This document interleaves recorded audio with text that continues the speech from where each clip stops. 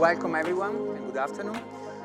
So I'm in the Department of Finance at the Business School, but for this session, I'm going to wear the hat of the research lead for a work stream on climate risk scenarios. We run at the Singapore Green Finance Center. So this is a great opportunity for me, if it works, yes, to say a few words about our work there, and then I'm going to showcase very briefly some of the things we do there in collaboration with the industry. And then I'm going to leave the stage to the speakers here. They're going to provide their views from different perspectives: science, the banking sector, the insurance sector. And then we're going to take some questions at the end. So the Singapore Green Finance Center was mentioned by some of my colleagues also before, but it's a great initiative.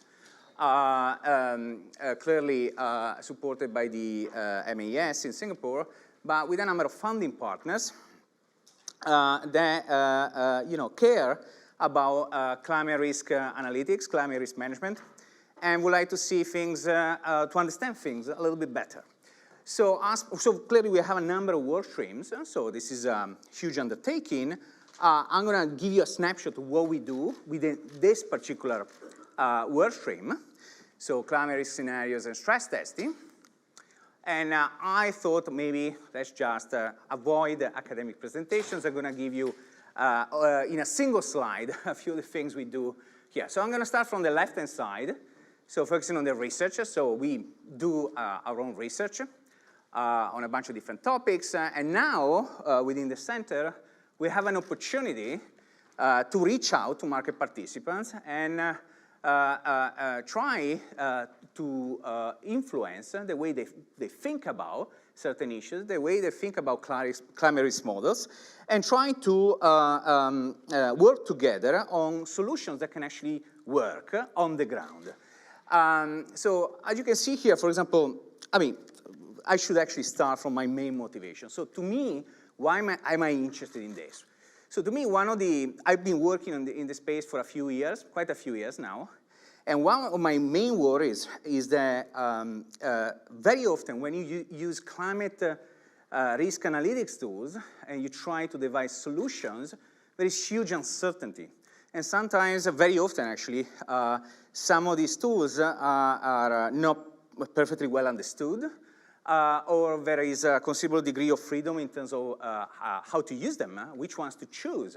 And so to me, there is a genuine concern about the possibility for a huge misallocation of capital.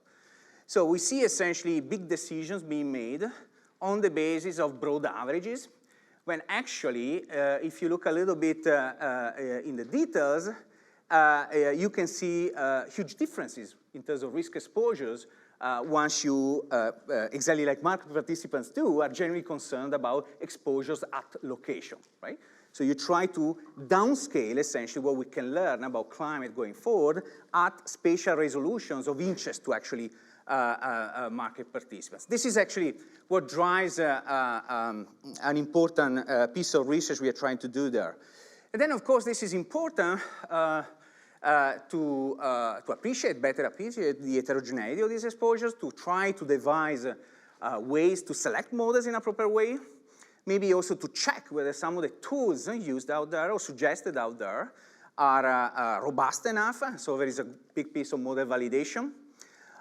We also go to the decision-making side, and we try to streamline and simplify some of the output of these models. For example, we try to come up with risk scoring approaches, allowing, for example, investors or decision makers more broadly to gauge the difference between average changes, for example, in climate risk versus changes in the tails, these extremes, right? So trying to understand whether essentially they're both changing or they change in different ways once you look at specific locations. Stress testing is clearly a very important area for us. So we have a number of collaborations with financial institutions, central banks, regulators worldwide. Why do we think this is important? Because clearly this is one of the tools that can be used essentially to make institutions appreciate the dangers associated with the evolution of exposures along specific climate pathways, right? This is how you can make market participants internalize the dangers of or the threat of climate change. And that, in principle, should result in higher cost of capital and deployment of capital away from certain areas or sectors and into more appealing ones.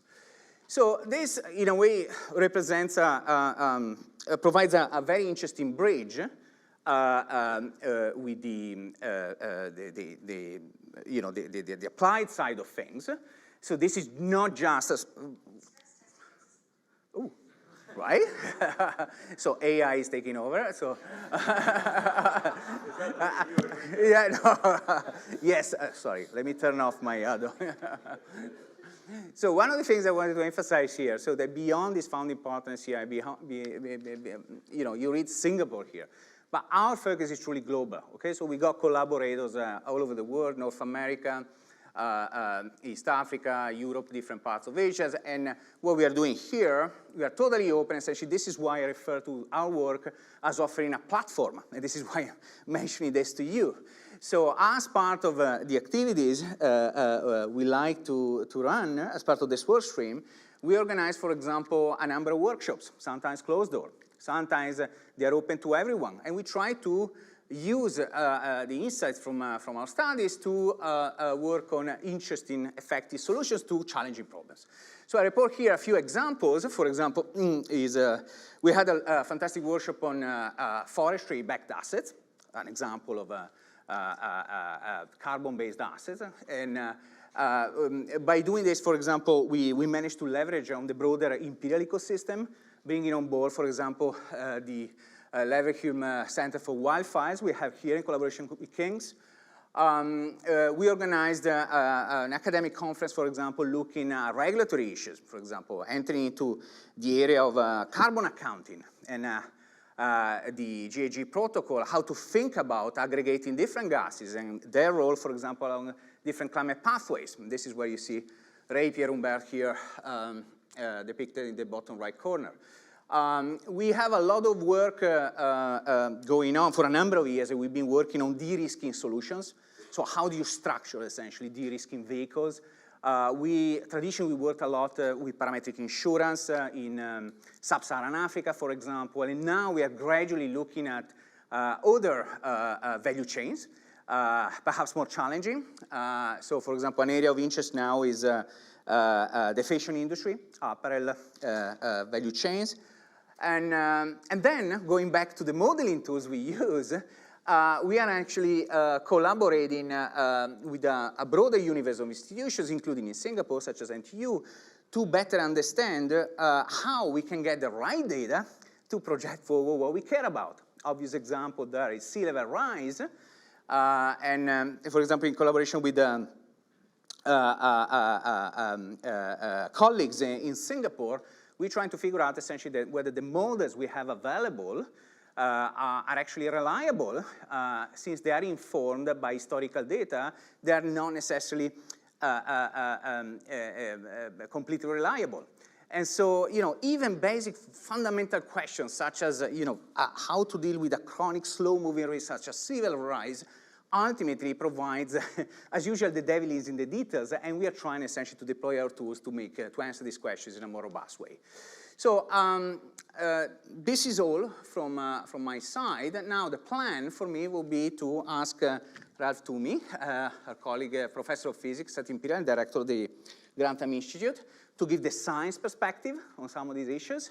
And then we're going to move on to the banking side with Dounia, Iich, and then finally to Rowan before the Q&A. Thank you very much. Thank you.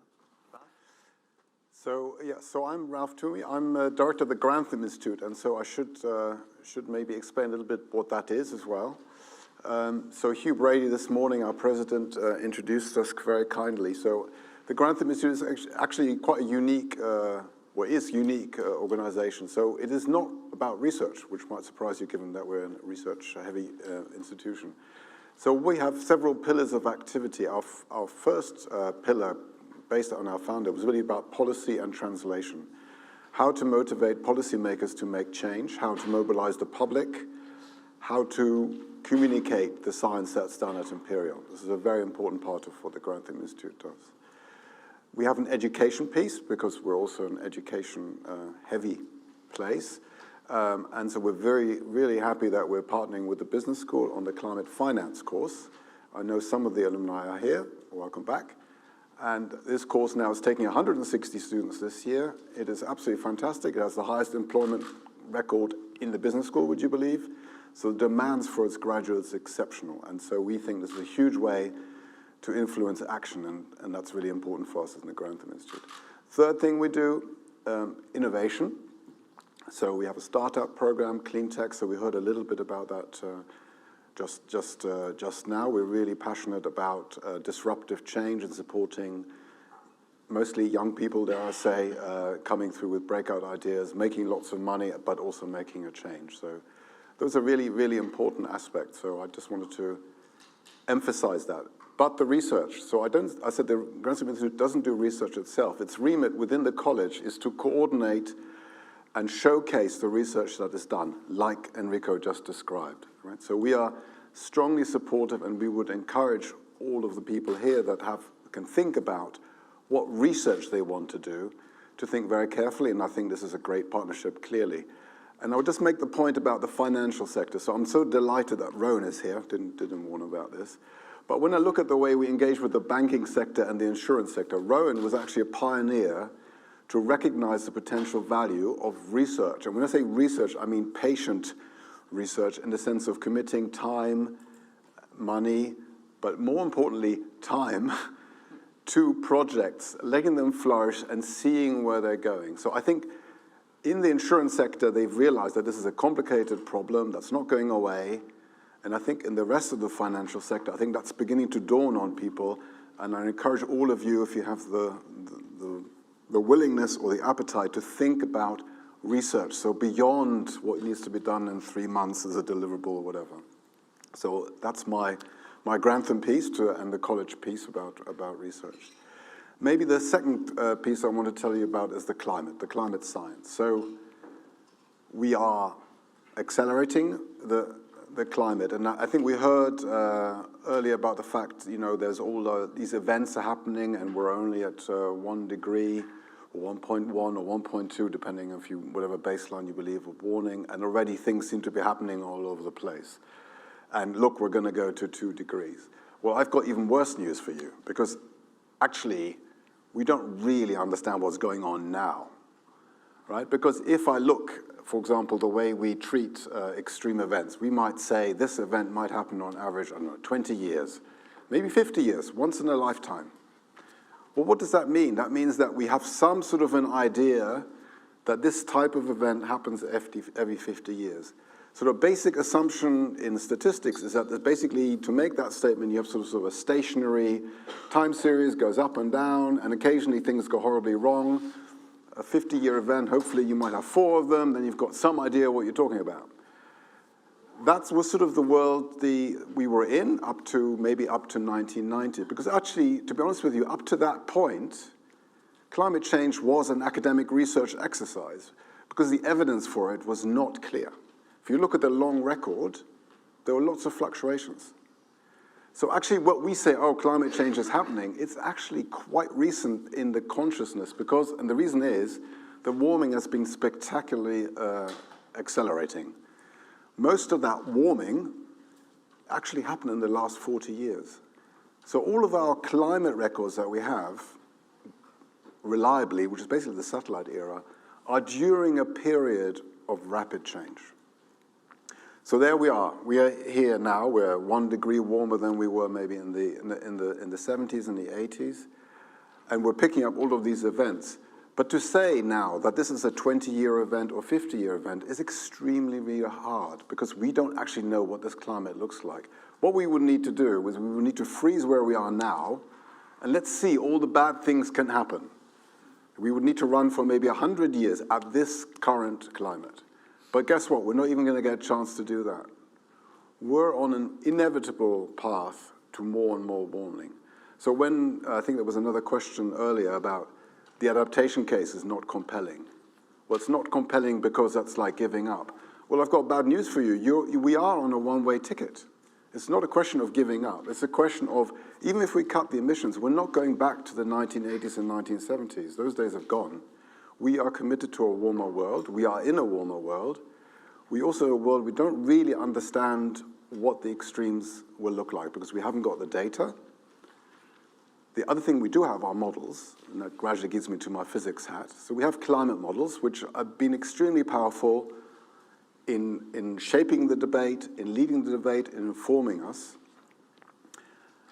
But one thing they weren't designed for is one of the things that really, really interests people, which is local extremes. That is really the thing that motivates the insurance sector, the banking sector. What about the local extremes? So they look to these models for that information, and I'm afraid they will struggle to find it. It's just not in there. So if you take my own area of tropical cyclones, you will not find a category 3 in a climate model.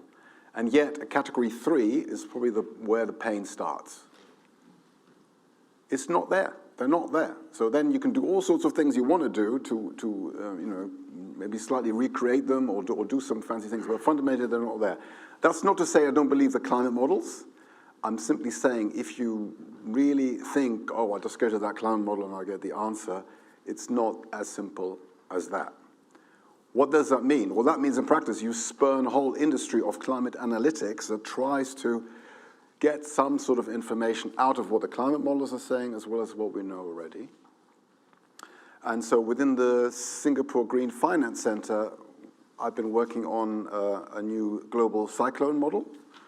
And so what I'm trying to do, and I think we have succeeded to some extent, is take the model which assumes a sort of stationary climate, which is sort of the traditional approach in insurance. It's called catastrophe modeling, which assumes that the climate is more or less sort of stationary. I have a sort of set of rules which I build my model around, and I assume that, yeah, okay, some things can go up and down, but it's basically a fluctuation, so on average, my model should be okay.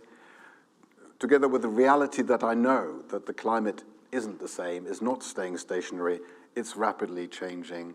And how do I merge the two? So what I've done is rather than going to the climate model and try to extract some information from there, I've gone to the traditional stochastic approach and said, okay, what type of information do we need to change in the stochastic model to then give us more insight? And that's sort of the power of physics and research, that I've spent a lot of time researching this particular topic.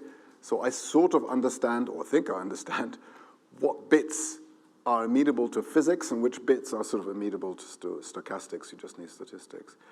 And so the power of research, of investing years of research, is that you can maybe do that and basically change things. If you don't invest in the research, you are really just stuck with short-term solutions, existing solutions, cobbling things together.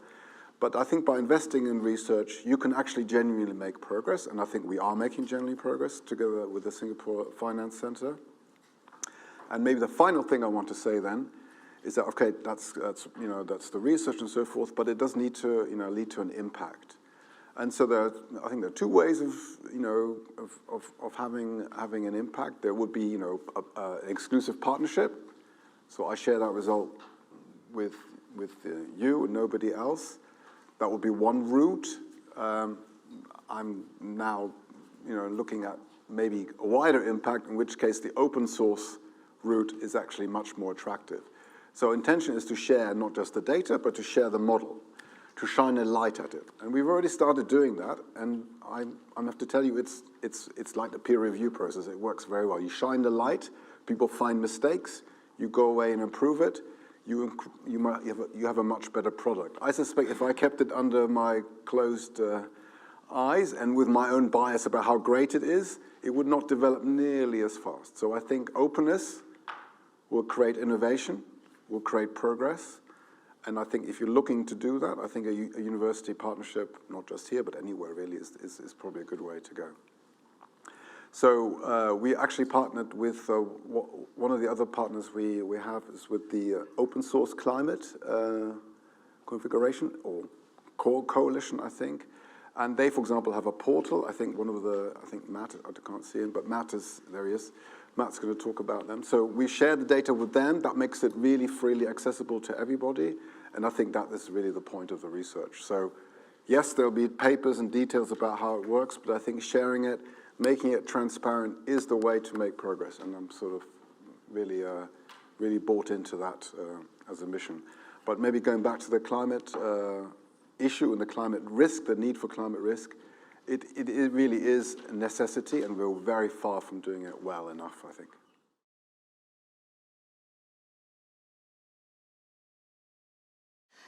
So for those of you who don't know me, I'm Dounia Iich. I work for Standard Chartered Bank, and I work within the climate risk team. So my role is basically focused on methodologies for climate risk, and I do wear the hat as well of looking at market risk sometimes.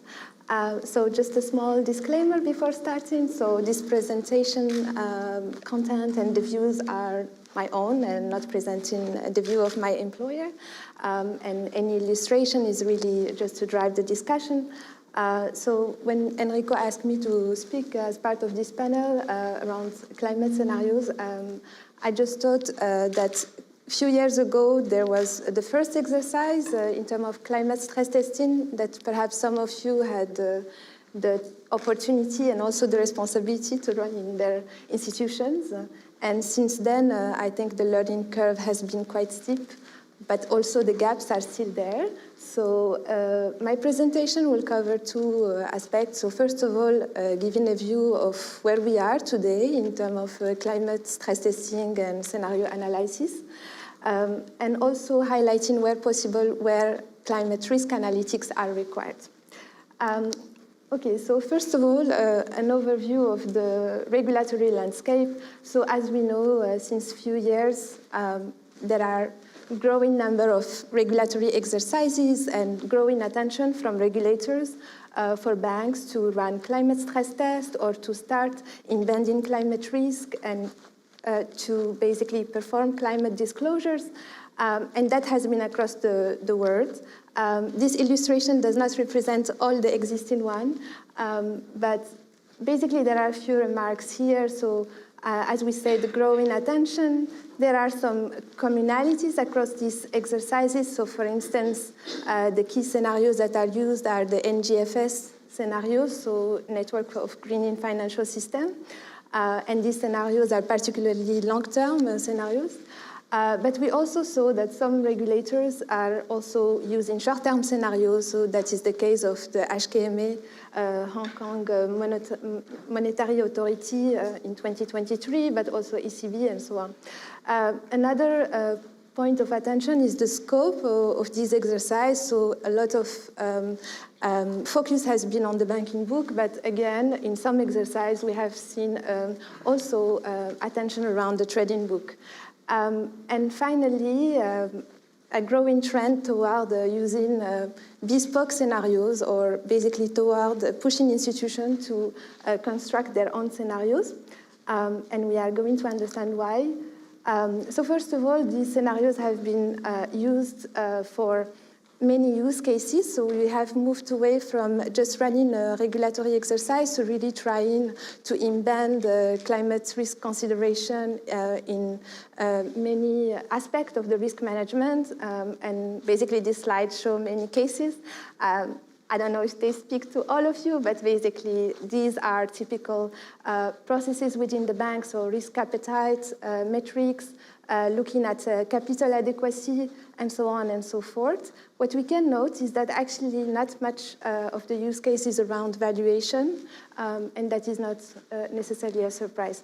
So as we were saying, there is a growing interest into creating new climate scenarios and basically gaining a better understanding of what should be the scenario to look at. And so in this slide, I'm just basically reporting some of the results of an analysis by the CGFI, which has looked actually at the CBES exercise and basically draw some conclusion around the usefulness of the exercise and the gaps. And what you can see from this graph is basically, in some sense, what are the narratives that the participant thinks are the most likely and that perhaps are not captured in what we have seen so far. And as an example, what we can see is that actually, if we look at those that were rated by the as the top 5, we can see that actually there is basically market repricing or a Minsky monument, and there is as well the impact from an abrupt change. Okay, so we have basically, I think there were several reviews of the existing scenarios highlighting why they were not necessarily sufficient for financial industry. And I think the key points are, first of all, the horizon of these scenarios with respect to typical usage, but also a growing understanding and also consciousness around the missing narratives that are not captured there. So thinking of basically abrupt change, there are also basically reflection around tipping points, so climate system tipping points, which are yet to be understood, I think, by many of us. And also, I think there are aspects around the granularity of these scenarios and how they can apply for certain regions and so on. So this is to highlight that currently in the industry, there are many ongoing initiatives looking at actually designing these. So some are basically driven by a regulator and by standard setters, so such as the NGFS short-term scenario group. There is also the ISDA working group, which has been focusing mainly on the market risk side and trying to basically define the framework for that. There is also a short-term scenario work stream under the CFRF. And finally, there is a trend across all the institutions to try to look at defining their own scenarios. And I think from what we saw is that there are different approaches. So first of all, starting from the existing, changing it, using internal methodologies or through collaboration with the others. So taking a step back, so I just wanted to show this graph, which I think is a very good one. So from the IMF report, which I think really highlights where we have issues. So thinking of climate risk, obviously I think practitioners who are working on it know that basically the idea is to look at these new categories of climate risk, so physical risk, transition risk, and see how that will impact existing risk factors. And basically where really the issue lies or where the gap lies is into understanding the transmission channels. And once these are understood, is actually to have the right analytics. So for example, the second line, that would be basically the different impacts that we can have, whether it's the first round, second round, and trying to go from there into basically an impact, both in terms of magnitude, but also in terms of time, of duration of that impact. And I think most of the people working on this industry are basically trying to focus on having methodologies to do that. And obviously, as we can see, so at the end, that would translate into impacts on known metrics, whether it's for the credit risk mainly, or for credit, or for market, and so on. Just an illustration. So basically, as we said, the focus has been to try to understand, measure, and embed climate risk management in financial institutions. So I think 3 steps that are basically the key ones. So risk identification. So as we said, first of all, understanding the transmission channels, and then looking at some analytics. So I think even in the phase of risk identification, we do need analytics because we do need ways to understand what is the level of physical risk in a specific area, or what is the level of transition risk for a specific sector. And obviously, we also need some information around clients and industries in terms of readiness to address climate risk, in terms of mitigation and so on. Then obviously, the part where we also need analytics is the risk measurement. And for many of you, that would mean looking at existing metrics, looking at existing models, and try to see where the climate risk component should be added. And then finally, once this is basically done, we have a view about the impacts, and we are able to think in terms of managing that risk, reporting it, or at least take some action. So that would be in terms of risk appetite metric, obviously the disclosure like TCFD, and obviously defining net zero strategies. And finally, the risk management, where I think most of the work is more on monitoring exposures and so on rather than pricing, but at this stage. So here, just illustrative example. So to explain where we have the analytics and why I was saying even in the risk identification, we need analytics. So this is just illustration of physical risk. So starting point will be climate data. So forward-looking data, which allow us to see, okay, where does specific risk lies, and then trying to use some common measures, so generally risk scores, and based on that, we can obviously define, based on the exposure, where the focus should be, and so on.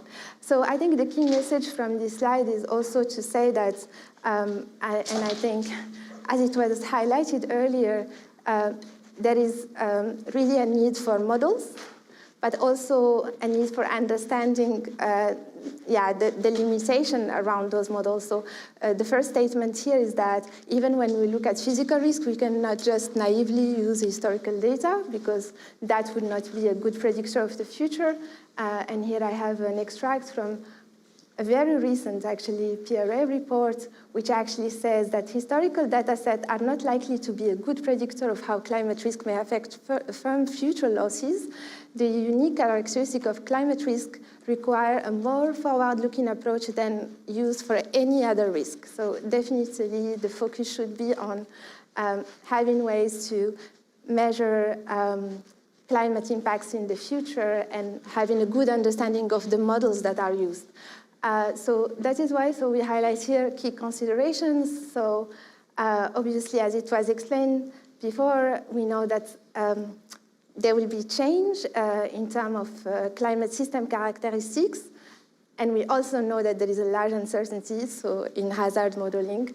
So additionally, for anyone running stress testing, there is always the question about plausibility. We want severe scenarios, but that are plausible. So there is always the question about how likely is this event to happen? And here again, we don't have necessarily all the answers to opine on that.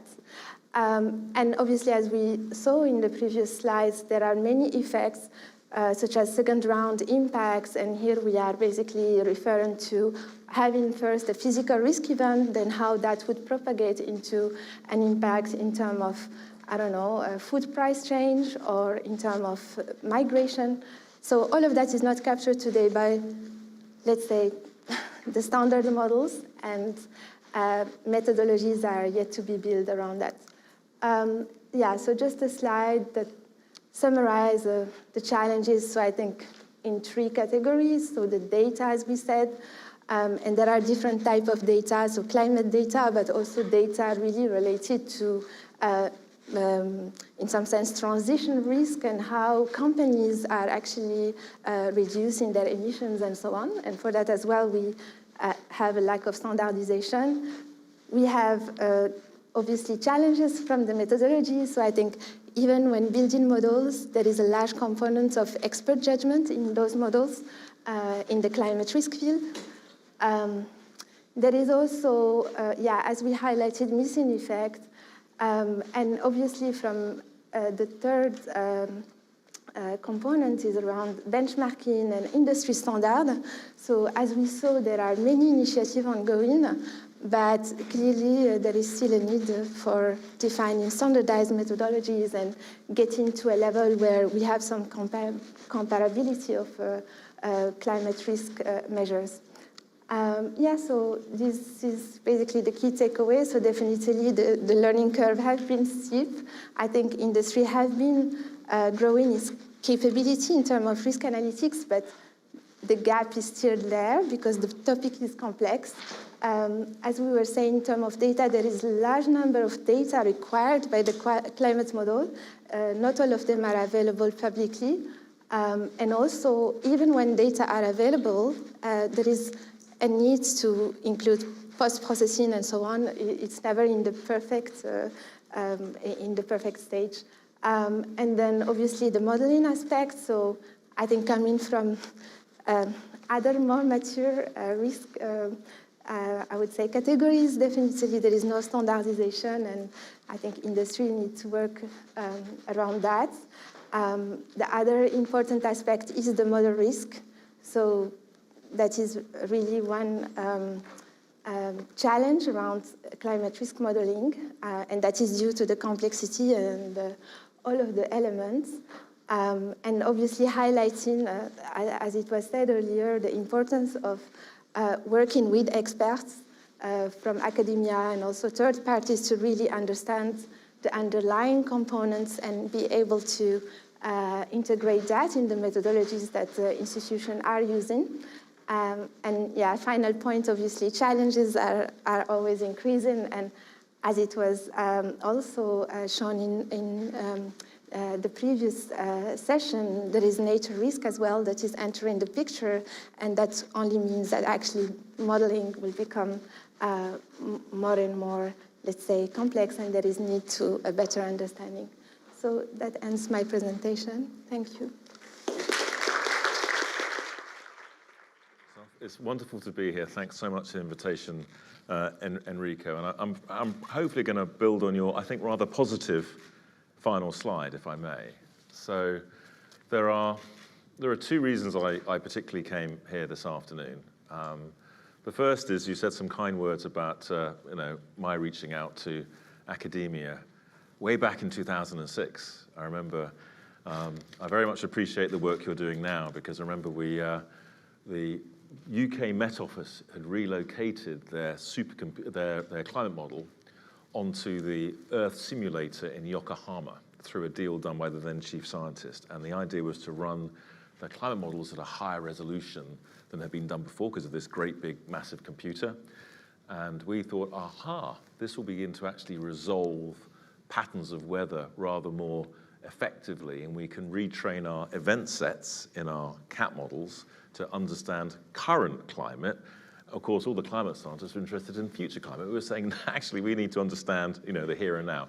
I would say it was a wee bit ahead of its time, and we didn't perhaps have such success as we hoped. So hopefully now with you, Ralf, we can crack it. And so your and Enrico's reaching out across from academia into finance and wider business has been absolutely exemplary, and that's one of the reasons I came, because you really believe in creating the gearbox between science and finance.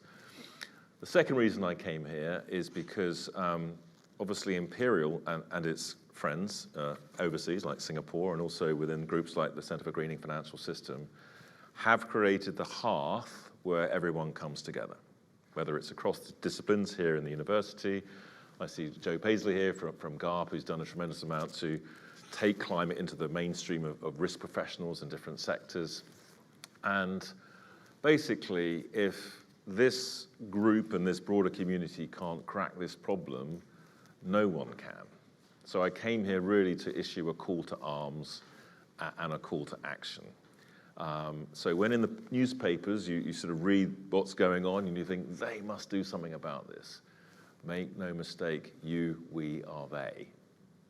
There isn't another Imperial College and friends and family meeting somewhere else. I can assure you that this community is the kind of global bedrock, and if it's not being discussed here, of course we all, like our friends in Columbia and NCAR and all the rest of it, but ultimately London, UK is the hearth, okay? So we have a responsibility as well as a tremendous privilege. So I didn't know it was an academic speech. I don't know a call to arms academic speech. I will make 3 or 4 points. The first is, I'm not going to spend a long time admiring the problem. I'm going to talk particularly about physical climate risk. I'm not going to spend a huge amount of time admiring the problem. We can all do that. We can all spend ages going into our particular domain saying all the special challenges of understanding this, that, or the other, okay? Big picture. The risk we are confronting obeys the laws of Ralph's physics. That's amazing. I don't know who's going to win the next US election. The implications of that for the future of all financial markets is massive. I don't know whether the UK will be a country in 10 years' time. There's many things I really don't know. I don't know whether I'll be alive in 10 years' time. But what I do, broadly speaking, know is where the climate will be in 10 years' time. I don't know exactly where the extreme events will be in a particular place on Earth, but so first and foremost, let's get real. This obeys the laws of physics, and this is the most predictable global change we have within parameters of uncertainty. Second thing, the reason why I'm not going to admire the problem is, and we've hinted at it, we've hinted at it here in the room. Actually, the answers to these problems already exist. If we knit together effectively the different domain expertise that we have, the different experiences that we have in different financial markets, different areas of science, as well as public policy, we, broadly speaking, have all the solutions and approaches to, broadly speaking, crack this problem. The problem actually is not one of science, it's one of intellectual and industrial sociology. It's because obviously we have our domain expertise and our precious areas, and we struggle through a jungle of verbal foliage to understand each other. And even in finance, we have 5 or 6 cottage industries. We have banking, we have insurance, we have reinsurance, and beneath the 6 or 7 cottage industries, we have lots of sub-cottage industries, all with their own class system. Would bankers really take advice from insurers about risk? Of course not, because of all sorts of reasons. We've got to overcome these sort of challenges. Because if we do, and we cross-fertilize, we will actually crack the problem. And what I love about Imperial and what you've done here at the business school is you've created a hearth where we can all do that.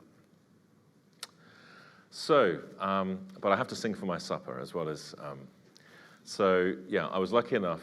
I mean, I feel like Hoxton, all right? If I'd lived in Hoxton 40 years ago, my mother, who was brought up in Hounslow, would have said, "My God, what have you done?" So, but now, if I bought that place in Hoxton 30 or 40 years ago, my goodness me, I probably wouldn't be sitting here right now. So, my career is like Hoxton, all right? So instead of reading economics, I read geography. Not very fashionable at the time, still not that fashionable, but actually quite useful in this space. And I didn't go into banking, I went into reinsurance. Again, not so fashionable in those days. Maybe it's turning into Hoxton, I don't know.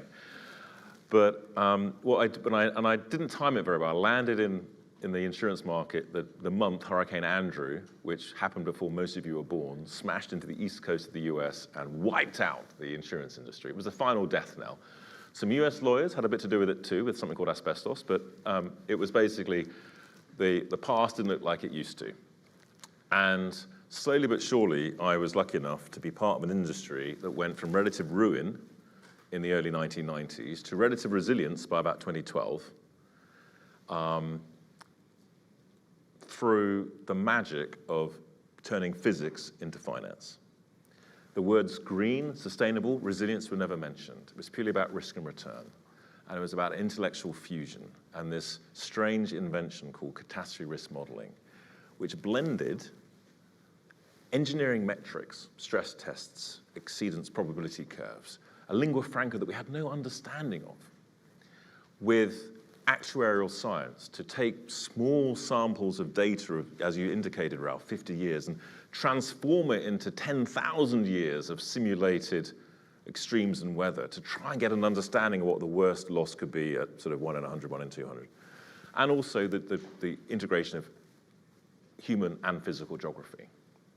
And slowly but surely, the smart capital said, you've got to use these models. And they said, we don't want to use these models. You've got to use the models, so you have capital. And they used these models, and slowly but surely they got better, and the regulators decided that insurance contracts should have a tolerance threshold of 1 in 200-year resilience. So suddenly the market was capitalized not to what had happened, but to what could happen now, at an extreme. So I won't go into the whole story, but broadly speaking, the market got more money. We had terrible years like Rita, Katrina, and Wilma, lots of three sort of triplet hurricanes in 2006, I think it was. Market creek, not many insolvencies. So it's actually quite a good gearbox. It's got a few problems with the gearbox. Hasn't had a forward gear until recently. But it also taught some of us one thing, and this is where, the first, perhaps, hopefully, insight may be. So, and Ralf hinted at it, we talk a lot about climate models. And climate models aren't risk models. Climate models tell you very broad, at massive scale of resolution, patterns of climate that will occur due to forcing. Fantastic, the climate chemistry. But you've somehow got to translate that into what actually events and weather will be like. Not just extremes, many years of relative calm.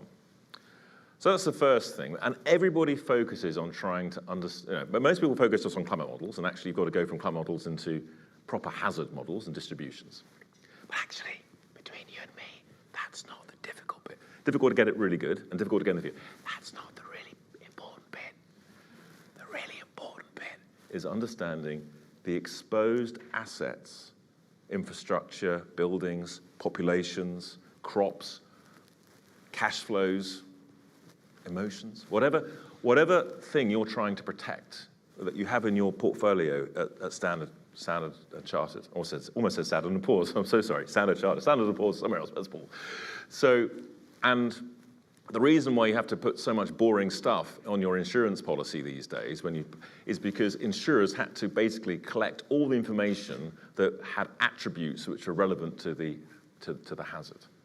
And most of us in our businesses, in our financial institutions, have no clue about the nature of the exposed assets in our portfolios which relate to physical climate risk. So that's a big problem. But do you know where the real secret sauce in the models are? What really makes it, a bit of a loss or a big loss are the vulnerability functions. What exactly is the force of wind that will bend this type of crop? Is it 70 miles an hour or 75 miles an hour? Most of us know that actually, like many parts of life, there are thresholds. You can cope and cope until suddenly you can't. So I just want to highlight that that's just one massive challenge, which isn't rocket science. That knowledge is in our collective domain, but what we haven't had is great understanding of how to share that knowledge and frankly help other financial institutions sort of get that knowledge of their exposure and the vulnerability functions. What we all need help is putting a forward gear on this type of thing.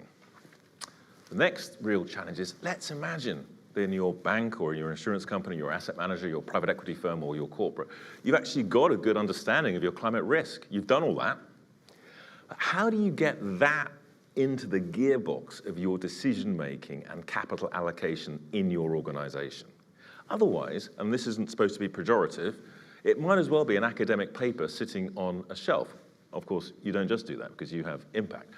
So, and a shelf. So, the other real challenge is, how do you actually get it into how does a change in a model assumption over here change the capital capital stock requirement, or what do you call it? I've just had a mental blank, but the capital charge that you need in your institution. Until you get that, frankly, there's no gearbox. So we need to figure out how to do that too.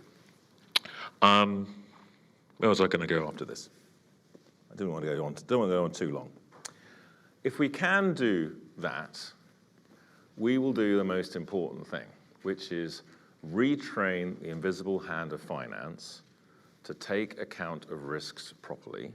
Until we retrain the invisible hand to do that, we will keep shoving money in the wrong places because the risk isn't being taken care of, and we won't actually give resilience its value. Because until you can show that a resilience intervention, and I think we had a good, unfortunately I missed it, but we had a good adaptation session this morning. Until you can demonstrate that improved resilience over here reduces your risk over there and reduces your capital requirement, there's no real economic incentive to do the right thing. So this is really important. It will save millions of lives and livelihoods in the coming decades, but also, save lots of money. So my final messages are, top-down analysis has been helpful. The IPCC, for example, broadly speaking, created the threshold that said above 2 degrees is like beyond hope. 1.5 is about as far as we want to go.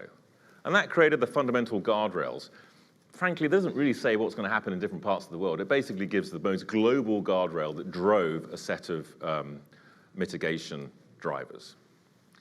But obviously now, beyond that, we need to go to a high level of resolution. So I've just come back from New York with Climate Week and was lucky enough to be part of the UN formal session on loss and damage. And loss and damage is moving from arm waving into a proper risk-sharing solution between states. And there we have been thinking of some hybrid sort of top-down mechanisms to understand the risks of SIDS in a very quantitative way and how actually we could create mechanisms to share that risk, and kind of top-down, bottom-up. And it'll get us kind of where we need to get to for Dubai, I hope. But the real challenge, and the challenge for institutions in this room, I think, is actually to have the bravery, and I think, you know, we saw it a bit in the show just a second ago, is to go from the ground up. You have to ultimately understand the assets in your portfolio at a pretty unit level to build up the big picture from the floor. We have to have the confidence, ladies and gentlemen, to cook from scratch. I can't do that, but we have to have the confidence to cook from scratch and understand that there isn't necessarily many short routes to this. Now, none of us can cook from scratch ourselves. It's too much like hard work. But collectively, I think we can actually develop the expertise, the data sets, the ways of imputing information from relatively limited sets we might have to actually collectively crack this problem. And I can't think of a better hearth in which to do that than the Imperial group. So let's crack on, because it's an emergency. Well, thank you everyone for the wonderful speeches. Shall we take some questions? Hi there, Tessa Walsh from IFR.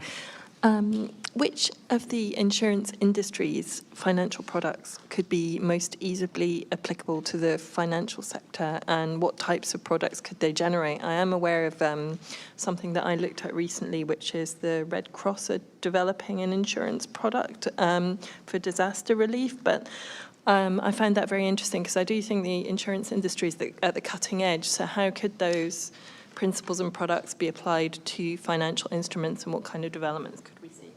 Well, that's a great question. We were just talking about that in the coffee break, actually. So, and one of the I've just moved organisations after 23 years because I wanted to go somewhere where I thought I could actually be absolutely the centre of that de-risking challenge. So I think I just want to broaden the conversation slightly, because insurance is just one form of buying an option on capital if something goes wrong. That's all insurance is. You're basically saying, if some defined event happens, I'll put a bit of premium down and I get a chunk of change in my coffers. And by the way, actually insurance is a form of governance. I might have to do certain things or not do certain things to have access to that money. But there are lots of other de-risking mechanisms in the wider financial market, and indeed even in the public sector, that essentially do the same things. It means you can have a chunk of change. If something happens, if you reach 65, you can have a pension, as long as you do certain things. Now, I think that many of the solutions in the market exist, but the innovation is about how you present them to be accessible to climate-related demands. But to give two specific examples, one real and one aspirational, okay? So the real one, and you've touched on, and it was mentioned, parametric insurance, which is the type of insurance that is behind the Red Cross deal. Essentially, old insurance, something happens, oh dear, call up the claims professional. I mean, it could be like your house, or it could be some massive company, and they work out what the loss was, and about a year later, you get a check. I mean, hopefully a little less than that, but it's a bit cumbersome. Meanwhile, if you, and this, I mean, I think this is public domain. If it's not, let's keep it quiet. There was an earthquake recently in a country, just in case it hasn't been publicly announced yet. Earthquake in a country, you know, in the fairly recent past, They bought a parametric program, and within a few days, that country is getting, a lot of money to help go straight into the social security accounts of the most vulnerable people. Very special thing. That's parametric insurance. That, I think, could be integrated and wrapped into all sorts of financial transactions which will become climate sensitive. The dream is marrying that with the life insurance and health insurance expertise of the industry and have something like infrastructure life insurance lasting 30 years. You can have this program for a long time. If you if you look after your infrastructure in certain ways, we'll protect you for 30 years. That's the sort of thing we'd love, but I think I've spoken enough. So over, Ralf, have you got anything you want to, because you've been at the heart of this? I think parametric insurance is probably the go-to thing. I think the thing that it nicely sidesteps, just a technical thing, fully aware that my problem is actually the easiest one of the lot. And vulnerability is the hardest. So the thing about the parametric insurance, it sidesteps that completely. So you've short-circuited a huge part of the problem. You're not completely sure exposure, what your exposure is. You don't really understand all the details of all the buildings and all the people and where they are at the time. But you do understand broadly that given a certain wind speed, there's going to be this much damage. We know that. We don't need to negotiate about it. So there's a definite advantage around doing that. And I think it needs to be wrapped up into lots of different things, otherwise it looks like gambling as well, right? That's one of the things that people criticized it for. So I think that's an innovation which definitely has value.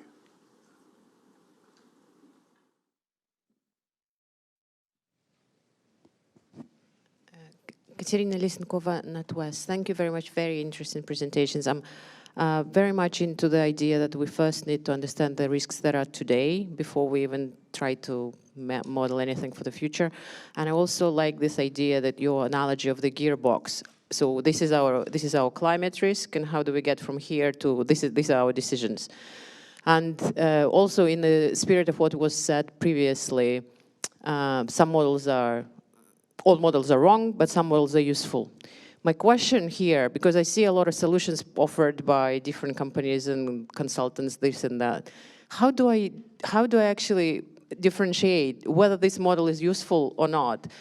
How do you measure, like, any ideas? Because they spit out numbers at you. Are those numbers even remotely correlated with the real risk or not? I have no idea how to crack this question.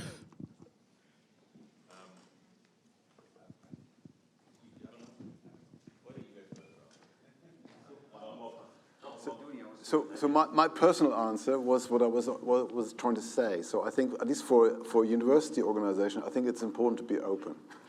Right? So the problem with the consultancy market and other things, and for good reasons, because they're businesses, is they have proprietary information, which basically means you will hit a black wall. You cannot understand how that number was generated because that is their business model. They cannot share it. So one way to approach this maybe is to promote open research as much as possible, because what that means is if there is open research available as well as the commercial one, you could at least expect the commercial one to exceed the capability of the open research. But you have a benchmark of openness, if you like, a minimum amount of information, and the requirement is really for the commercial sector to go beyond that. And at the moment, we're even lacking some very basic, transparent information. And so I think the answer, I don't have an answer for you, but the answer for me to that question is to promote openness and transparency. And wherever you as a business can help organizations to promote that, you will do yourself a favor, because you will create a higher level of transparent information, which would be useful. That would be my answer. Yeah, so maybe just on that, definitely I agree that it's very hard to basically opine on the models, but for me, really the main, let's say, difficulty is really understanding all the assumption behind, and basically that in the financial industry having actually that all, I would even say being humble enough to understand that actually some aspects are coming from really a different field of expertise, such as climate science or physical risk science or hazard, and basically lay out all the assumption behind the number. So for me, that's really the difficulty for climate risk is being able to communicate that message as well, that for me, it's in some sense more industry trying to build a framework, and obviously there will be trial error, but we need to understand the assumption that lead to that result and know that there is uncertainty around this. So that's If I may add something, so I think it was in your slide, there's this tension between granularity and standardization. So it's clearly essential, as the call to arms was just made, right? So we need to go from the bottom up and truly understand the exposures, but at the same time, that cannot be an excuse for not working on transparent benchmarks or standardizing certain sets of assumptions and making certain tools open source, open access for sure. And progress must be made on both fronts, right? Otherwise, this business of granularity becomes an excuse, right? For delivering highly tailored solutions, no one is really able to benchmark against anything. I certainly think there needs to be a spine of open modeling reference, but I can say how it played out in the reinsurance world. So we have the same, and the reinsurance world, including insurers who need the protection, spend about $2.5 billion a year on cat modeling. It's basically half on the licenses and half on the people who needed to use them and interpret them. So it's big. It's probably 0.5% of the entire premium income of the market. So I mean, it matters, and the slight change in assumption makes huge difference to the negotiation of reinsurance coverage. So I mean, it's a combat sport, okay? And there are now 2 leading cat modelers, kind of the equivalent of Microsoft Word and Excel, and then a plethora of sort of niche players who, some of whom are very good, but particular hazards or particular geographies.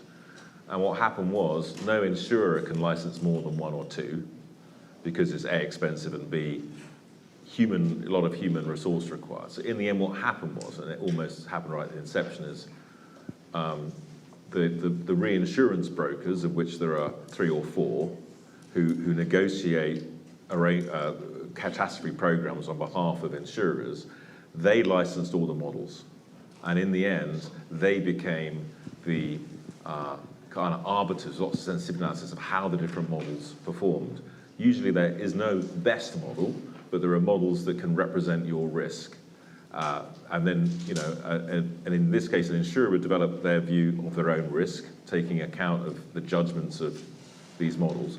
But then, and this is where I think it'll get interesting, is when a bank is negotiating its protection, as it will have to in the future, you have a fight in a nice way, but you have a negotiation in the modeled world with people providing capital who are using their models, protecting and ultimately you come to an agreement, but you will be wanting to represent your risk in the most effective way to people who will be either regulators or to capital providers. So you will need to develop your own view of your own risk, but also know how to advocate that and fight the fight. One will say, we're having this assumption for tropical cyclone distribution in the North Atlantic. And you will say, well, we're using this assumption because and it's going to become a real, it is the absolute crucible of negotiation in the world of reinsurance. I think in a slightly diluted way, that will happen in the wider financial sector as this becomes, and I think the role of sort of brokers as well as open academic platforms like Imperial will be very important to that, because no one, it's not your job necessarily as a normal bank or a normal insurer to be the expert of extremes, which is often what drives these things. Should we take one last one? Is that okay? Yeah, please. Thank you very much for this great idea about the insurance. Just, Mr. Rowan, I wonder about something. I want to add something here now. It's in the news now. Maybe you can expect something in Japan, earthquake or something like that. Because that's rapidly and that's happened, and you can already see the exposure and at the same time the impact. But like Libya, Darna, I think it's in the news now, and that's by the climate change. It's like black swan. I don't know when will it happen, maybe last 20 years, nothing there, and suddenly something happened there, and the impact is huge. I think no countries already can hold all of that. So I think that's need the insurance and the same collaborate with in the world, all of the countries working together for something like that. So if you can make insurance generally in the global, all of the countries working together, it's be good for all, and at the same time should be shared with the society and some communities and the government, all of that's working together, because the impact is higher than any expectation already, and any exposure you can accounting in according to the history information or historical information for any part of the world.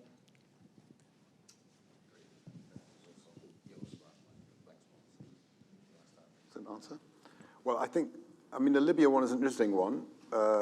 Actually, there is another analogy which I think personally is almost similar. The most devastating tropical cyclone in terms of deaths was actually in Myanmar and Burma, not because it wasn't predicted, but there's actually, frankly, a dysfunctional government. They did not warn people. So the rest of the world knew the cyclone was coming. They did not warn their people.